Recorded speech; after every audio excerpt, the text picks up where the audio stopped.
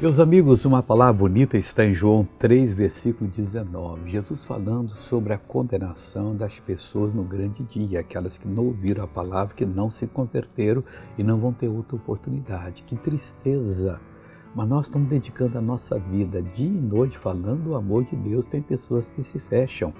Ele diz o seguinte: a condenação é esta. Qual é a condenação? Que a luz veio ao mundo e os homens amaram mais as trevas do que a luz, porque as suas obras eram más. Quem tem obras más e gosta delas, vê defeito na gente. Não quero e tal.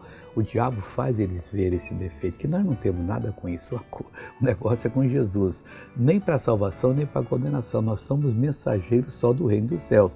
Mas as pessoas, então, o que faz? Amam mais as trevas, o reino do mal do que a luz, que as obras são más. E por isso vão ser condenados. Verifique se você não está incorrendo nesse erro, que será muito trágico. Veja essa pessoa abençoada. Essa bengala, há quanto tempo ela é sua companheira? Faz um ano. Imita para mim como é que a senhora caminhava, por favor.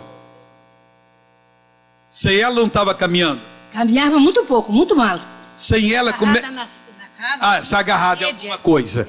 Agora a senhora mesmo, põe ela no ombro agora, põe ela no ombro. A Marina de Jesus, caminha livre.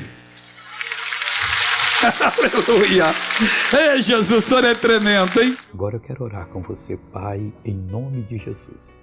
Eu uno a minha fé com a fé dessa pessoa, eu paraliso toda a obra do diabo na vida dela. Eu expulso e ordeno, saia em nome de Jesus Cristo. E você levanta as mãos e diga: obrigado, Senhor. Que Deus te dê um lindo dia e a salvação para você não se perder. Deus te abençoe muito, em nome de Cristo.